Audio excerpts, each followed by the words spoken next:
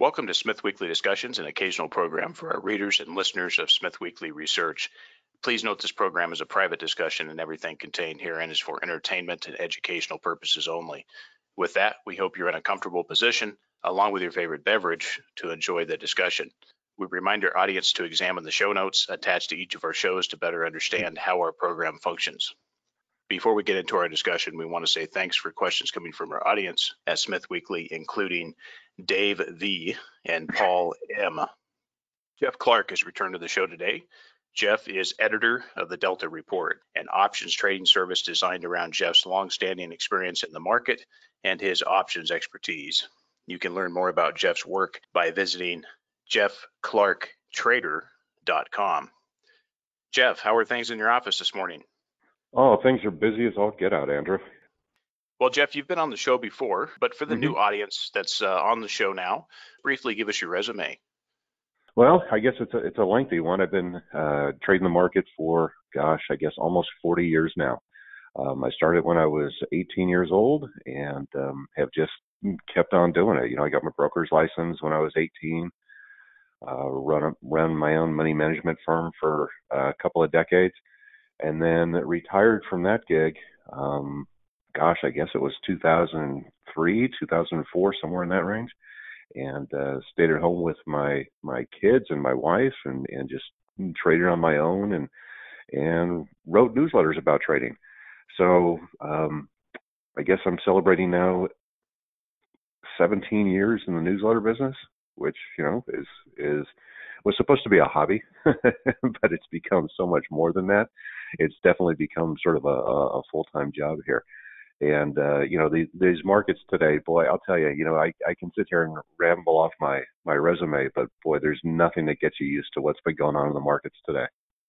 Yes, yeah, absolutely. And appreciate you sharing that with us. And certainly you've been around a while, you've been through a few cycles, and it's good to have a guy like you out there sharing your information and opinions and experience with other folks out there. So that's a good thing. Well, let's move on and get to the topics here. Sure. So last time you were on the show, we were in the midst of a market correction of October through December 2018.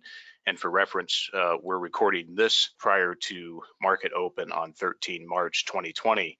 So we've got the S&P around the 2580 level, but with potential to test the December 2018 2400 area on the S&P.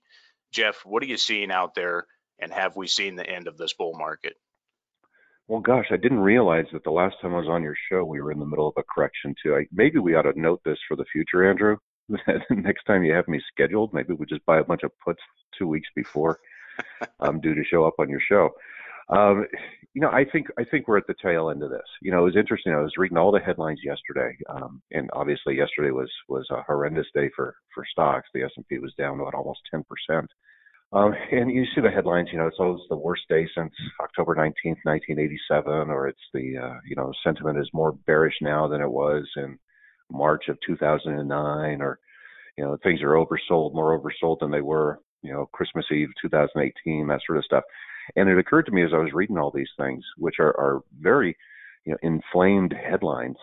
And granted, it's justified to be a little bit inflamed at the moment, but every single one of those dates, you know, we look back on them now and think, gosh, that was a really good time to be buying stocks. And I have a feeling we're probably going to look at this day a few months from now and say pretty much the same thing. The last thing you feel like doing when the market is falling apart like this is to step up and buy, because it's just so difficult, so emotionally wrenching to do. But that turns out to be oftentimes the best thing you can do. You know, folks were anxious to buy stocks 3 weeks ago. You know, 3 weeks ago when the S&P was up around 3,300 and making new all-time highs, you couldn't turn on a financial television show without folks saying, "Hey, you got to get on board." And now none of those people are saying that anymore. Now it's everybody is bunkered down, and I don't know. It seems it doesn't take a genius to realize it's probably a lot better to be buying when the S&P is at 2,500 than when it's at 3,300. So I do think we're very close to the end of this. If yesterday did not mark the low with the S&P down around 2480, I think we're awful close to it. And what's your thoughts on the bigger bull market? Is it over here?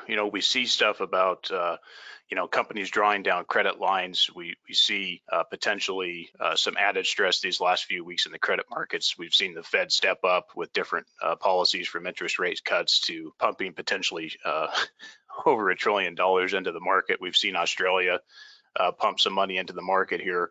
There seems to be a coordinated effort.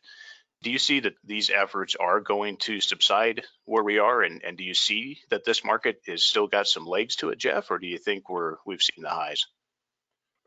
We've seen the highs. This is, let's clarify one thing for all your listeners. I am definitely a trader. I like to be in the morning and out in the afternoon if I can do that. And so when I say I think it's a wonderful time to buy, I'm buying today not with the expectation that I'm going to hold for 6 months or a year. I'm buying today with the expectation that I'll be selling these positions out within a week or two. So, let's just keep that out there. So, if we have a conversation a week from now, I might talk something completely different based on what the market has done. So I do think we've seen the highs for this particular bull market. I mean, gosh, it's been a 10-year long bull market. It's a lot to ask for. It's a lot to ask for it to go much further than that. So I don't think we're going to see 20 or 3380 again on the S&P, at least not this year. I think we'll probably play a little bit more around these levels.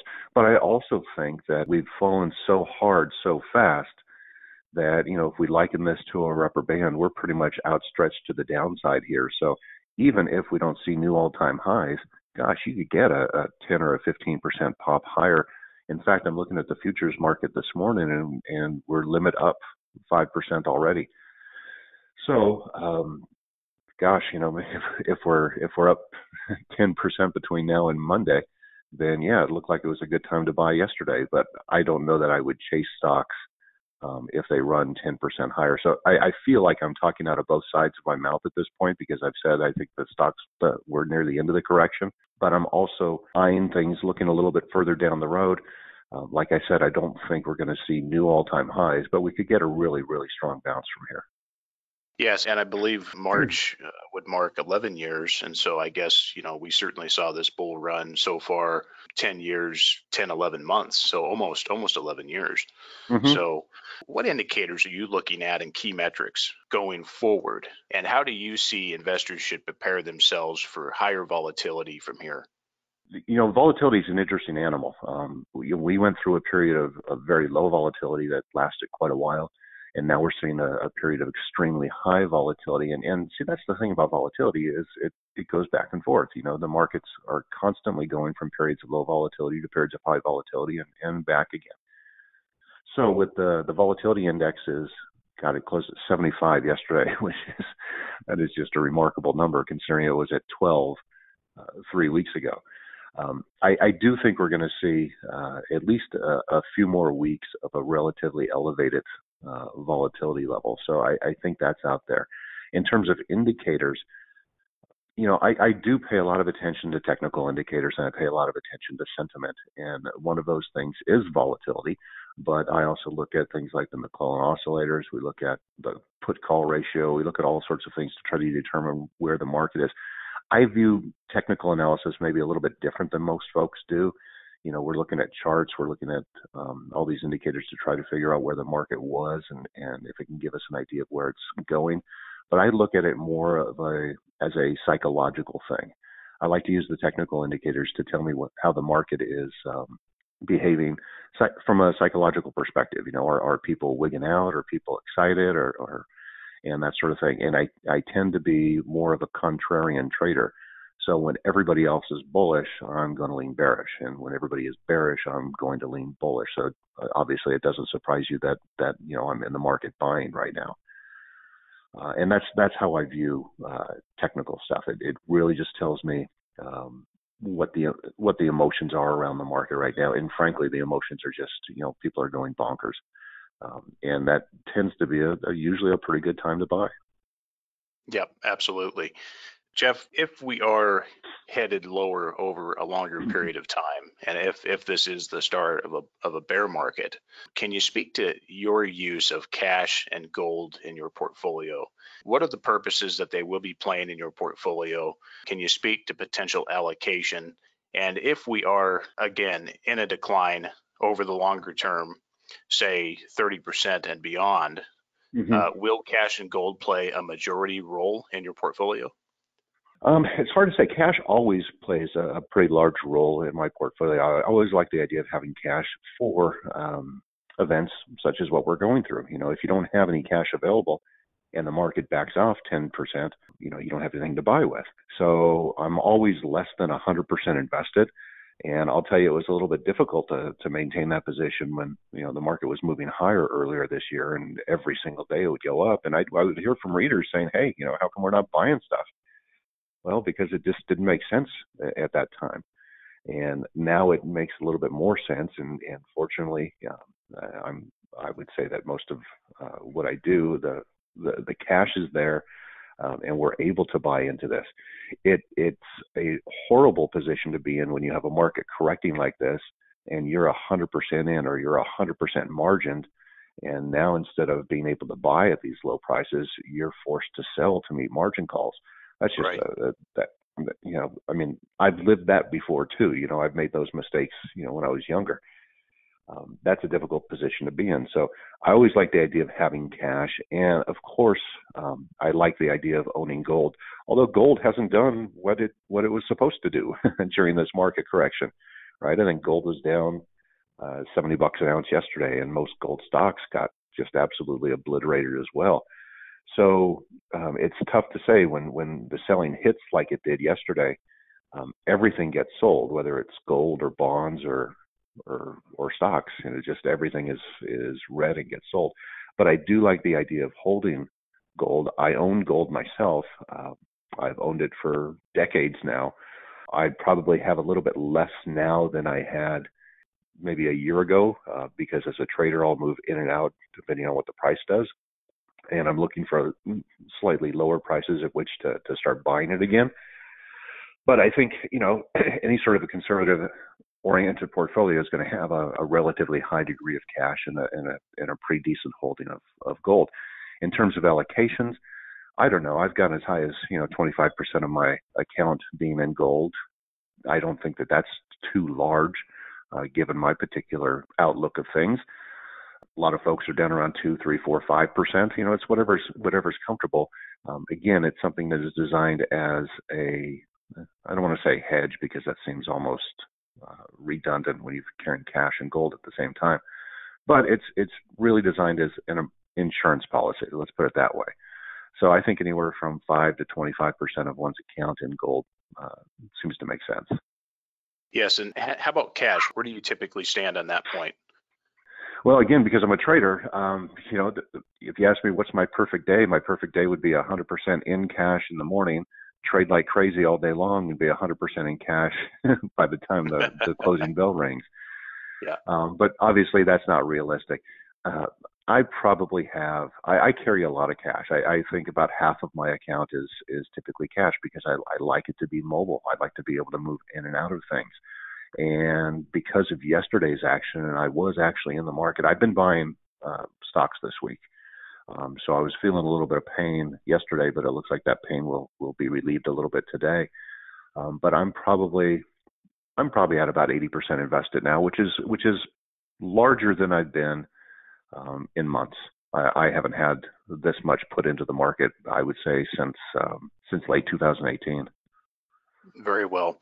And I would just say, back to gold a little bit, even though we had the decline yesterday, gold has been acting very well over really the last 2 years, or at least last year. So we've had, I think it's outperforming right now, even with yesterday's decline. So we'll see how that continues to go.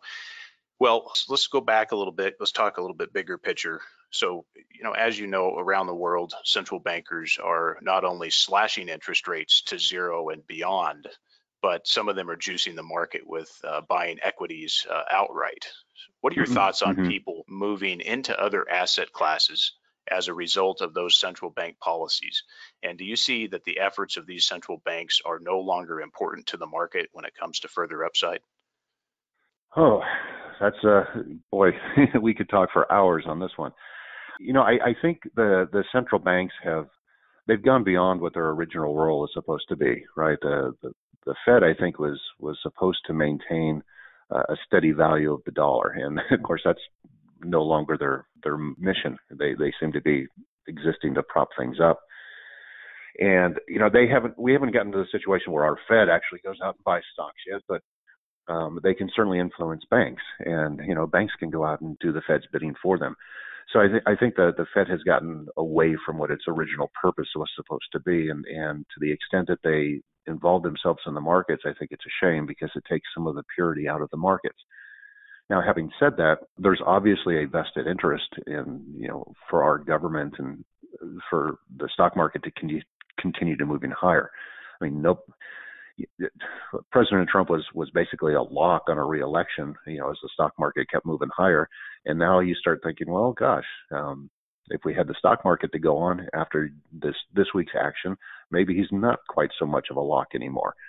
So point is the Fed is probably much more active than it should be for a healthy market environment, and it takes some of the purity out of it. So folks like you and me and your listeners who buy stocks and look to invest for whatever our own personal reasons are, we sometimes don't get the opportunity to do that because we never get the purity in the market. We don't get the opportunity to invest as the market backs and fills.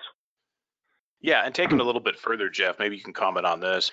If the United States goes to zero or negative interest rates, which obviously the real rate we already know is really already negative, but in the case that folks with savings start to be attracted to other asset classes that could potentially, obviously with more risk, provide better return than savings in a bank.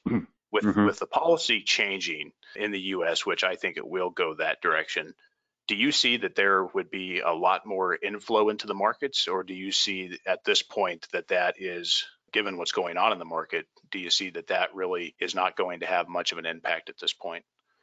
If you asked me this 3 months ago, I'd have said, yeah, folks are going to move their money out of the bank and put it in the markets because, what is it? There is no alternative, right? You have to get some sort of return. And if you're not getting anything in the banks, you can buy stocks with it and get, whatever modest little dividend your stocks might pay. You certainly can't buy treasury bonds here. A 10-year treasury yields less than 1%, a 30-year treasury just over 1%. That just seems silly. Money would flow into gold. Gold would be, a natural purchase here. I mean, why keep money in your bank account, especially if you go to negative rates where you wind up actually having to pay the bank to hold your money? I think people just take their money out and go buy gold coins or gold bullion and sit on that. So I do think that there's this motivation to move money into the markets because of the interest rate policy, because the Fed has gone to this near zero rate. But after this week's action, when the markets make the hiccup that they have, and all of a sudden the stocks are 10 or 20% below where they were just 2 weeks ago, people are reminded that there is risk. There might not be an alternative to owning stocks, or the only alternative, I guess, becomes cash. And so cash with zero return is better than the stock market with a negative 10%. So I think this particular market route we've been through is shaking folks up enough to where maybe if the Fed had the intent of getting people to take their savings and put it in the market, that intent gets pushed by the wayside after this week's action. Yeah, I agree. I think that you have a good point there, and that's a good position to take because I do believe that the fear part of it recently is certainly prevailing. Well, let's move over. Let's talk about the natural resource sector for a moment. I know you dabble over there at different times, and I know you're a gold equity person in and out. Gold equities, will these stocks, maybe the producers, will they remain in your portfolio during a bear market, or will you fully step aside and wait out this sector? Well, I stepped aside a year ago, almost a year ago. I think it was around June or July last year, where I had most of my gold stocks and I cashed out of them. I think at the time GDX was trading around 28. And I didn't like the setup that you had in the commercial marketplace. You had basically commercial traders with a historically large short position in gold. So I turned short-term bearish on gold, and that didn't work out, quite as well as I would have liked it to. And gold GDX got up around 31. It was trading around 31 just a few weeks ago.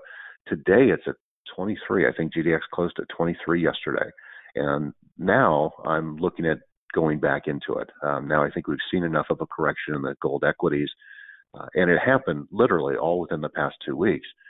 We've seen enough of a correction to where it's attractive again. And so I like that. And I like it especially because, as you pointed out, gold has had a good couple of years. Gold's trading around $1,580 an ounce right now. And these gold equities are back down to where they were when gold was trading around $1,300. That seems to me to be a reasonable level to start building up again. And so I've gone from where I had my full complement of gold stocks a year ago and then cashed out of almost all of them. I'm now looking at putting that money back to work. And truly, I was shocked that yesterday that the gold stocks got hit as hard as they did. I think they got hit worse than what the broad market. The broad market was down 10%. I think most gold stocks were down 15% or so. And that's an unusual situation when you have gold stocks to hedge against a market disruption, and the market gets disrupted and your hedge doesn't work. So. Yes, that's right. And yeah, you've got that about right, because you did have a quite a washout yesterday. And if there is further declines, of course, we've seen where the gold stocks, namely the producers, can be kind of a first responder. If the gold price holds up quite well, those stocks can be one of the first set of equities to actually snap back to get back in line with the gold price. So we've seen that before, and I think you probably have a good setup starting around this area once again. Well, Jeff, let's move over to, we talked about this before, the small uranium sector, and keeping promises to our audience to bring this up. In our understanding of the sector, we remained fully convinced that it provides one of the most certain outcomes we've seen in all markets. The only question, of course, is the timing. Do you remain to be exposed to this sector for the long term? Yes, I do. Uranium is, we've been calling for, an eventual rally in uranium and uranium equities for, since before you and I started talking. And that's over a year ago. And it's just, nothing has happened. Nothing's been going on with them. I mean, it's hard to hold equities when there's no action. But that market, just from a supply demand perspective, at some point has to turn. And it's really just a question of when, not if. But we've been talking if now for several years. Uranium has been dead. So I still own some small uranium companies, and they've basically been an anchor not in a good way, an anchor in a weighing down my portfolio because they haven't gone anywhere. But I think it's one of those things where, one day you'll turn on your computer and all of a sudden you'll see these things are up 35, 40, 50% in a day. And that'll mark the start of the new bull market in uranium. But you got to bide your time. And, as a trader, it's difficult for me to have a large position in anything until they actually start to move. So I just have very small positions in uranium equities right now, even though I think the potential there is phenomenal. I think, of all sectors, that's probably the one with the most upside potential. But it's just, I've been saying that for a year, and it just hasn't happened. Yep, absolutely. And we've been saying it since 2017. And it has been a long road. With these last couple of weeks, Jeff, we've seen most of sector equities get cut by about 50% just in the last few weeks. Sure, yeah. So, you have a liquidity issue there too. When there's nobody around to buy and somebody shows up to sell a small cap stock, the price just disappears. Yes, no, it's a fantastic opportunity. I'm not speaking negatively. I think it's really a credible buying opportunity for folks that have solvency in this sector, because it is so small and very explosive. I think the total market cap now of sector companies is down around the 6 billion mark US. So it's pretty impressive to some degree that you can buy that type of supply to an energy sector. That is just remarkable to me. So we have a very good setup. And the certainty level to us over the years that we've researched, going back to 2015, 2016, and then becoming really officially bullish in 2017. As we continue to do research and refine our positions and strategy at this point, it is, again, without a doubt, one of the most highest certainty outcomes in the market. The only question is, can you stay solvent long enough to see that through? Exactly. Yep. Well, let's move back to the broad market for a moment and wrapping up here, Jeff. Tell us what your plan is on the downside from here. Give us a little bit more information. How are you planning to trade this choppy market? I know there's going to be some substantial snapbacks. And can you just go ahead and speak to how you're generally going to trade that from Sure. both a hedge standpoint on the short side and on the long side as this plays out? Yeah, I think you have to go back to 2008 and use the playbook that worked in 2008. And what I mean by that is in 2008, I had a really nice year. And that may not be surprising since I tend to be bearish on stocks overall. And 2008 was a good year to be bearish. But most of the trades I made in 2008 were actually from the long side of the market. And it's because volatility was heightened during that year. And you had this situation where, the proverbial rubber band would get so overstretched that all you really had to do was wait until it was stretched until, it hit just about maximum and then start buying. And then, you get these wicked bounce back rallies, and truly within a day or two, you could cash out of that and then go to the sidelines again and wait for another setup. And that's all I did in 2008 is I waited until the market got oversold. And I'd buy, and then I'd sell as we came back to neutral. And then when things got overbought, that's when I would put on short positions, and I'd buy those back when things moved back to neutral. So you're just basically taking advantage as the market volatility ramps up.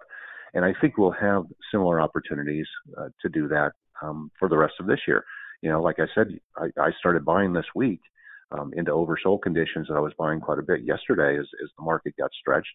And it felt horrible to do that because it was just, you're watching prices decline moment by moment, and there was just no buying pressure whatsoever. But, we've been through this before. And so you take advantage of those opportunities. And I will probably unload a little bit of what I bought yesterday as the market snaps back today. I don't need to maximize my gains on any one particular move to this. So it's just a matter of, moving in slowly as the conditions get overstretched in one direction, and then, slowly moving back out as things come back to normal. And so, I'll wear out the analogy of the rubber band, but it works really, really well. You just basically wait for conditions to get outstretched, and you start buying, and then you sell as conditions come back to neutral. And I think that's the playbook that we have to go on here. So whether or not stocks can rebound immediately from here, which I don't think is going to happen, but like I said, I don't think we're going to see new all-time highs again. Certainly not for many, many, many months. But I think you'll have lots of opportunities to trade as people run back and forth. And you're sort of seeing that already this past week. We've had 1,000-point moves in the Dow. I think 7 or 8 of the past 10 trading days, we've had 1,000-point move in the Dow during the day. That's wild. You just don't see that sort of stuff. And it's if you're trying to catch every move, you're dealing in chaos. So just wait for conditions to line up the way that you typically like to trade them, and trade them that way, and try to be as unemotional as possible. It was really, really tough to buy yesterday, but I knew from my own personality, I knew when I'm feeling as uncomfortable buying as I did yesterday, I know it's the right thing to do because I've been doing this for going on almost 40 years now. And anytime my emotions anytime my intestines get all tied up like they were yesterday, it usually proves to be a profitable maneuver. And Jeff, can you speak a little bit more about, are you using predominantly stocks at this point to do some of these trades given the market conditions now? Are you using ETFs? Are you using options? Can you kind of speak just a little bit more detail on kind of what vehicles you're using? Sure. Well, I love to trade options, and right now you have extremely high volatility. So with the VIX as elevated as it is, options are ridiculously expensive. So a lot of what I did yesterday was I was selling uncovered put options. So on stocks that you want to own anyway. Let's say you wanted to buy Intel, rather than buying Intel for $47 a share yesterday, I would sell to somebody else the right to buy it at $47 a share, and I would pocket the premium. And those premiums are 10%, 15% for, a contract that expires, in 2 weeks. That's a pretty fat price. If you're trying to speculate and buy options here, this is a tough environment to be an option buyer because they're just so expensive. You've got to see a 15% move in the underlying stock just to break even based on the premiums you have to pay for the contract. So it's hard to do that. And that typically is what happens when the market is falling the way that it has been this past week, is you do see option premiums inflate. So you think, oh, this would be a great time to be trading options. Well, it's not really, because they're just too expensive. They're already mimicking the potential moves. So you have to be able to use other strategies. Like I said, I was selling uncovered puts. 3 weeks ago when the VIX was sitting around 12 or so, you could use options for other things. They were a lot cheaper. But now you're talking about a VIX that's 5 times that level. So your average option price is basically 5 times what it was a few weeks ago, even if the stock hasn't moved. So, like I said, I was selling uncovered puts. I think for the average listener, if you don't have the ability to sell uncovered puts, you're probably better off buying stocks than you are trying to buy call options at this point. And Jeff, before we go, can you tell the audience a little bit more about your trading service and why they should consider it? If you like any of the things I've been saying here today, then that's why you would consider my trading service. I've been doing this, like I said, for almost 40 years. I focus on options. I know them very well, and I think we have a pretty phenomenal track record with Delta Report. And I can sit here and just brag on myself for a little bit, or you can go to jeffclarktrader.com and check out some of the stuff that we already have here. But yeah, I trade options and I write about trading options. So when I make recommendations in my service, it's usually an option-oriented trade. Okay, Jeff. And also, what is the best way for the audience to learn more about your work? Is it the website? Yeah, absolutely.